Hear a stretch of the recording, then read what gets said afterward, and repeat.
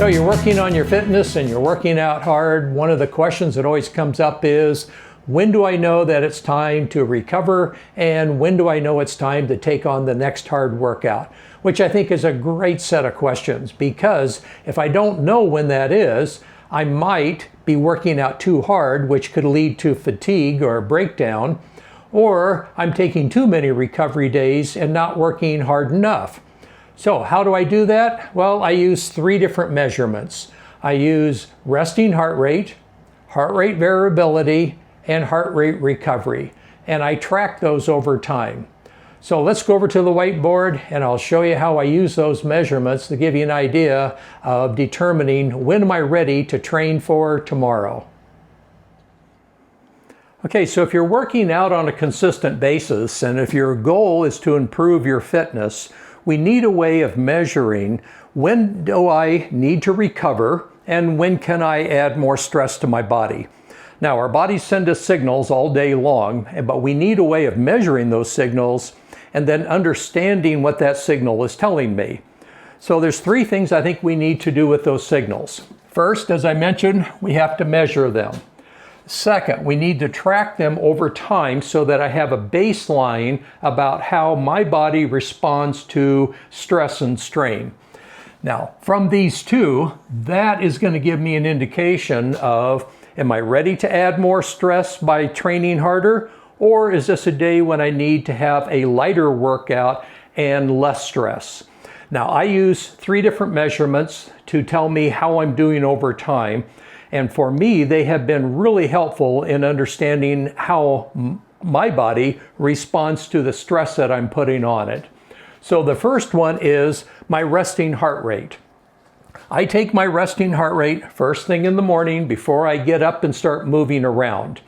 So the measurement that I'm taking in the morning is going to give me an idea, generally, if my resting heart rate is lower or inside my typical range, and my range is generally between 38 and 42 beats per minute. If I'm inside that range, that's giving me a really good idea that I'm rested and recovered. If my resting heart rate has gone up, that is usually an indication of fatigue or stress, or maybe I'm coming down with a cold and not feeling well. Now, to give you an idea on resting heart rates, they range anywhere from 60 to 100 beats per minute. So your resting heart rate could be at 60, it could be less than 60, and you really don't want to try and compare your resting heart rate to someone else's, because it's an indication of your baseline efficiency and how fit you are overall. The important thing here is to get an idea of what your resting heart rate is first thing in the morning. So that's the first one that I measure every day. Second thing I measure every day is heart rate variability, referred to as HRV.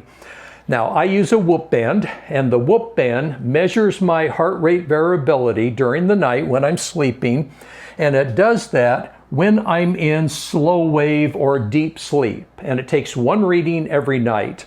Now, I like the Whoop band because it's not taking multiple readings throughout the day. It's taking it 1 time a night on a consistent basis, and that gives me a really good baseline to look at as far as how my heart rate variability is doing. Now, what is heart rate variability? Well, in between your heartbeats is a period of time, and that period of time changes as we go along. So it might start off, let's say, at 980, and goes to 1020, comes to 1020, 1005, 1025. And that variability over time gives us an indication of how adaptable I am. So my normal heart rate variability when I'm rested is around 78. Now again, please don't measure your heart rate variability against anybody else's, because it's unique to the person. And if you're higher or lower than that, that isn't a good or a bad, it's just an indication of that's your heart rate variability. And as I mentioned, I use the Whoop band. This is the second variable that I look at.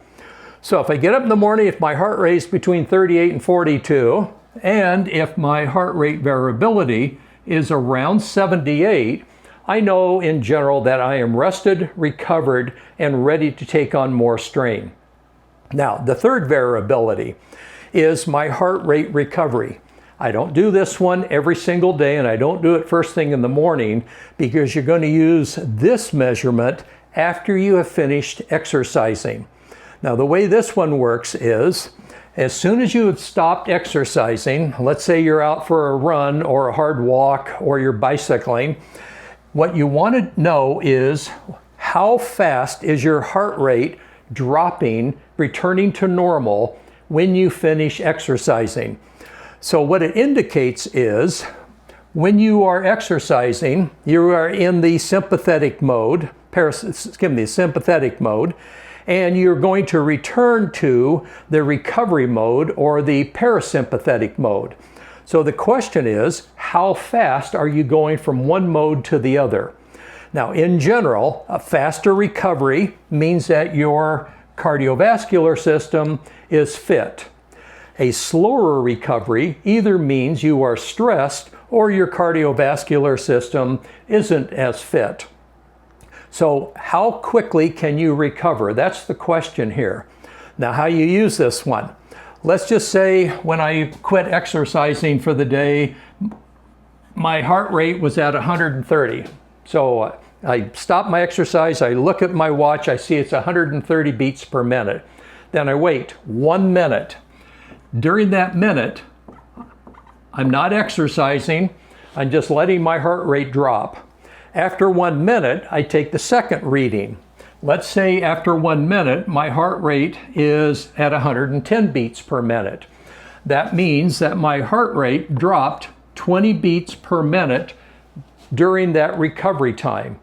Now, the fitter you are, the faster your heart rate will recover, and you'll go back to the recovery mode. When you're first starting an exercise program or you're taking on more stress, what you're going to find is your heart rate doesn't drop as fast. Now, for me, in general, my heart rate recovery is usually around 24 to 28 beats per minute.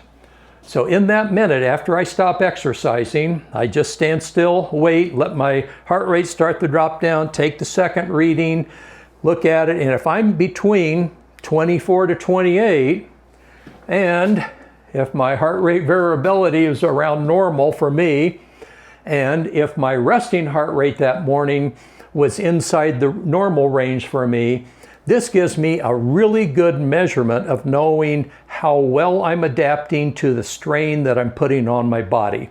That, I think, is the critical thing. So instead of just guessing and saying, well, I feel good, so I'm going to go out and do another hard workout, maybe what I should be doing that day is doing an easier workout and not adding as much stress. That's the key that I want to use. Okay, so from the three that I use, my resting heart rate and my heart rate variability, I do every day. So in the morning is when I check these two. The third one, my heart rate recovery, I do only after I finished exercising.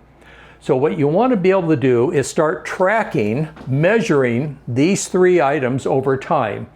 And then what you're going to have is a baseline that you can look at and look at those numbers and know, how am I doing as far as my recovery goes?